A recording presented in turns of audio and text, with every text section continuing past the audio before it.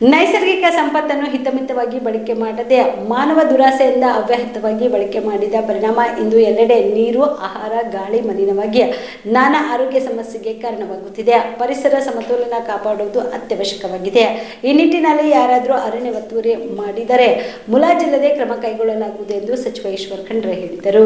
ಕಲಬುರಗಿ ನಗರದ ರಿಂಗ್ ರಸ್ತೆಯ ಕೆಸಿಟಿ engineering college ಮೈದಾನದಲ್ಲಿ ಕಲಬುರಗಿ ಮತ್ತು ಯಾದಗಿರಿ ಜಿಲ್ಲಾಡಳಿತ ಹಾಗೂ ಕರ್ನಾಟಕ ರಾಜ್ಯ ಮಾಲಿನ್ಯ ನಿಯಂತ್ರಣ ಮಂಡಳಿ ಗಳ ಸಂಯುಕ್ತಾಶ್ರಯದಲ್ಲಿ ಕರ್ನಾಟಕ ರಾಜ್ಯ ಪರಿಸರ ಮಾಲಿನ್ಯ ನಿಯಂತ್ರಣ ಮಂಡಳಿ ಸ್ಥಾಪನೆಗೊಂಡು 50 ವರ್ಷ ಆದ ಹಿನ್ನೆಲೆಯಲ್ಲಿ ಸುವರ್ಣ ಮಹೋತ್ಸವ ಕಾರ್ಯಕ್ರಮ ಉದ್ಘಾಟಿಸಿ ಮಾತನಾಡಿದ ಅವರು, ಇಂದು ವಿಶ್ವಕ್ಕೆ ಪರಿಸರ ಸಮತೋಲನ ಕಾಪಾಡುವುದೇ ದೊಡ್ಡ ಸವಾಲಾಗಿದೆ. ಕೋವಿಡ್ ಮಹಾಮಾರಿಯಲ್ಲಿ ಆಮ್ಲಜನಕ ಕೊರತೆಯಿಂದ ಲಕ್ಷಾಂತರ ಜನ ಸಾವನ್ನಪ್ಪಿರುವ ಕರಾಳ ಘಟನೆ ಕಣ್ಮುಂದೆ ಇದೆ ಎಂಬುದು ಯಾರು ಮರೆಯಬಾರದು. ಪರಿಸರ ಉಳಿಸಿದ್ರೆ ಮಾತ್ರ ಭವಿಷ್ಯದ ಜೀವನ ಎಂಬುದನ್ನು ಅರಿತುಕೊಳ್ಳಬೇಕು ಎಂದರು. ಇತ್ತೀಚೆಗೆ ಕಂಪ್ಯೂಟರ್ ಮತ್ತು ಮೊಬೈಲ್ ಬಳಕೆ ಹೆಚ್ಚಾಗಿರುವುದರಿಂದ ಕೆಟ್ಟು ಹೋದ ಈ ವಸ್ತುಗಳಿಂದ ಮನೆಗಳಲ್ಲಿ ಈ ತ್ಯಾಜ್ಯ ಹೆಚ್ಚಾಗಿ ಉತ್ಪತ್ತಿಯಾಗುತ್ತಿದೆ. ಈ ಕುರಿತು ಇದನ್ನು ಮರುಬಳಕೆ ಅಥವಾ ವೈಜ್ಞಾನಿಕ ವಿಲೇವಾರಿಗೆ ಚಿಂತನೆ ನಡೆದಿದೆ. ಇದಲ್ಲದೆ ಆಸ್ಪತ್ರೆಗಳಲ್ಲಿ ಉತ್ಪತ್ತಿಯಾಗುವ ವೈದ್ಯಕೀಯ ಘನತ್ಯಾಜ್ಯ ಎಲ್ಲೆಂದರಲ್ಲಿ ಬಿಸಾಡಿದಲ್ಲಿ ಅದು ಪ್ರಾಣಿಗಳು ಮತ್ತು ಕಸ ಸಂಗ್ರಹಿಸುವ ಪೌರ ಕಾರ್ಮಿಕರ ಜೀವಕ್ಕೆ ಆಪತ್ತು ಎದುರಾಗುತ್ತಿದೆ. ಹೀಗಾಗಿ ಆಸ್ಪತ್ರೆಗಳು ವೈದ್ಯಕೀಯ ಘನತ್ಯಾಜ್ಯವನ್ನ ವೈಜ್ಞಾನಿಕವಾಗಿ ವಿಲೇವಾರಿ ಮಾಡಬೇಕು ಎಂದು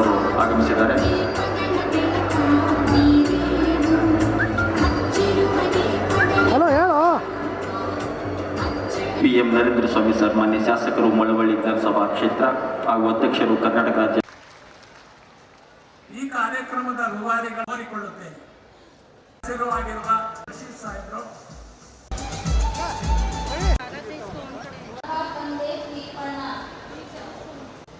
ಇವತ್ತು ತಮಗೆಲ್ಲ ಗೊತ್ತಿದೆ, ಇಡೀ ಜಗತ್ತಿನ ಎದುರುಗಡೆ, ಇಡೀ ಮನುಕುಲದ ಎದುರುಗಡೆ ಏನಾದ್ರೂ ಒಂದು ದೊಡ್ಡ ಸವಾಲಿದೆ ಅಂದ್ರೆ ಅದು ಇವತ್ತು ಹವಾಮಾನ ಬದಲಾವಣೆ. ಈ ಹವಾಮಾನ ಬದಲಾವಣೆಯಿಂದ ಏನೇನು ಅನಾಹುತಗಳಾಗ್ತಾ ಇದ್ದಾವೆ, ಪ್ರಕೃತಿ ವಿಕೋಪ ಆಗ್ತಾ ಇದೆ, ಇದೆಲ್ಲ ನೀವು ನೋಡ್ತಾ ಇದ್ದೀರಿ, ಪತ್ರಿಕೆಯಲ್ಲಿ ನೋಡ್ತೀರಿ, ಪಠ್ಯಕ್ರಮದಲ್ಲಿದೆ. ಇವತ್ತು ಇಡೀ 2-3 ವರ್ಷದಿಂದಲೂ ದಿನೇ ದಿನೇ ಜಾಸ್ತಿ ಆಗ್ತಾ ಇದೆ. ಹೋದ ವರ್ಷ ಗುಡ್ಡ ಕುಸಿತ ಆಗಿತ್ತು ಶಿರೂರಲ್ಲಿ, ಸುಮಾರು ಜನ ಮೃತಪಟ್ಟಿದ್ದರು. ಇವತ್ತು ನಿಮ್ಗೆಲ್ಲ ಗೊತ್ತಿದೆ, ವಯನಾಡದಲ್ಲಿ ಗುಡ್ಡ ಕುಸಿತ ಆಗಿತ್ತು. ಅದರ ಜೊತೆಯಲ್ಲಿ ಬರ ಬರ್ತದೆ, ಪ್ರವಾಹ ಬರ್ತದೆ, ಆಲಿಕಲ್ ಮಳೆ ಬರ್ತದೆ, ಫ್ಲಾಶ್ ಫ್ಲಡ್ ಬರ್ತದೆ, ಮೆಗಾ ಸ್ಫೋಟ ಆಗ್ತದೆ. ಇವೆಲ್ಲ ಏನೇನು ಆಗ್ತಾ ಇದೆ, ಯಾಕೆ ಆಗ್ತಾ ಇದೆ, ಯಾಕೆ ಜಾಗತಿಕ ತಾಪಮಾನ ಜಾಸ್ತಿ ಆಗ್ತಾ ಇದೆ, ಆಲೋಚನೆ ಮಾಡ್ಬೇಕಲ್ಲ. ನಾವೆಲ್ಲ ಇವತ್ತು ಇದ್ರ ಬಗ್ಗೆ ಗಂಭೀರತೆಯಿಂದ ನಾವು ವಿಚಾರ ಮಾಡಬೇಕಾಗಿದೆ. ಯಾಕಂದ್ರೆ ಬರೀ ನಾವು ನಮ್ಮದೇ ನೋಡ್ಕೊಂಡ್ರೆ ಸಾಲದು. ನಾವು ಮುಂದಿನ ಭವಿಷ್ಯ, ಮುಂದಿನ ಪ್ರಜೆಗಳು, ನಮ್ಮ ಮಕ್ಕಳ ಭವಿಷ್ಯದ ಬಗ್ಗೆ, ಮುಂದಿನ ಪೀಳಿಗೆ ಬಗ್ಗೆ ನಾವೆಲ್ಲ ಬಹಳ ಗಂಭೀರತೆಯಿಂದ ಆಲೋಚನೆ ಮಾಡಬೇಕಾಗಿದೆ.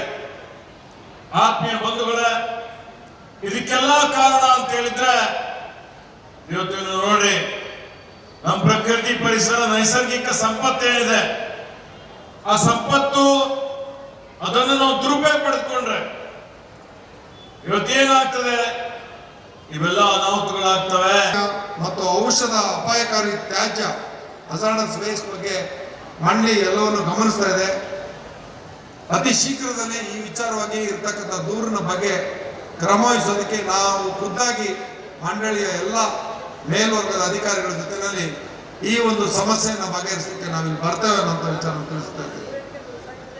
ಇತ್ತೀಚೆಗೆ ಈ ಒಂದು ನಮ್ಮ ಕಾರ್ಯಕ್ರಮವನ್ನು ರೂಪಿಸಿದ ಮೇಲೆ ನಮಗೆ ಅರಿವಿಗೆ ಬಂದಂತ ವಿಚಾರ, ಇಂದಿರಾ ಗಾಂಧಿ ಅವರ ಜೊತೆಯಲ್ಲಿ ಅಂದು ಈ ಕಾಯಿದೆ ಮತ್ತು ಸ್ಟಾಕ್ಹೋಮ್ನಲ್ಲಿ ಸಮ್ಮೇಳನಕ್ಕೆ ಭಾಗವಹಿಸಿದ್ದು ಮತ್ತು ಈ ರಾಷ್ಟ್ರದಲ್ಲಿ ಈ ಪರಿಸರದ ವಿಚಾರವಾಗಿ ಈ ಕಾಯ್ದೆ ರೂಪ ಕೊಡ್ಬೇಕಾದ್ರೆ ಕೆಲಸ ಮಾಡಿದಂತ ಅಂದಿನ ಅಧಿಕಾರಿ ಇಂದಿರಾ ಗಾಂಧಿ ಜೊತೆಯಲ್ಲಿದ್ದಂತ ಗೌರವಾನ್ವಿತ ಶ್ರೀ ಅಶೋಕ್ ಖೋಸ್ಲಾ ಅವರು ಇದರ ಜವಾಬ್ದಾರಿನಲ್ಲಿ ಇದ್ದಾರೆ ಅನ್ನೋದು ನಮ್ಮ ಅರಿವಿಗೆ ಬಂತು. ಆ ಕಾರಣಕ್ಕಾಗಿ ದೆಹಲಿಗೆ ಹೋಗಿ ಅವ್ರನ್ನ ವೈಯಕ್ತಿಕವಾಗಿ ಮತ್ತು ನಮ್ಮ ಮಂಡಳಿಯ ಸದಸ್ಯ ಕಾರ್ಯದರ್ಶಿ ಜೊತೆಯಲ್ಲಿ ನಾವು ಭೇಟಿ ಮಾಡಿದಾಗ ಹಲವಾರು ವಿಷಯಗಳು ನಮ್ಮ ಅರಿವಿಗೆ ಬಂತು. ಅದರ ಒಂದು ಆಧಾರದ ಮೇಲೆ ವಿಶ್ವಕ್ಕೆ ಮಾದರಿಯಾದ ಕಡಿಮೆ ಇಂಗಾಲ ಹೊರಸೂಸುವ cement hub low carbon emission cement hub ಅಂತ. ಈ ಯೋಜನೆ ಬಗ್ಗೆ ಇಲ್ಲಿಯ ಉಸ್ತುವಾರಿ ಸಚಿವರಾದಂಥ ಪ್ರಿಯಾಂಕ್ ಖರ್ಗೆ ಅವರು ಕೂಡ ಅತ್ಯಂತ ಪ್ರಿಯವಾದಂಥ ಯೋಜನೆ ಅನ್ನೋದನ್ನ ನಾನು ಅಲ್ಲಿ ತಿಳಿಯಪಟ್ಟೆ.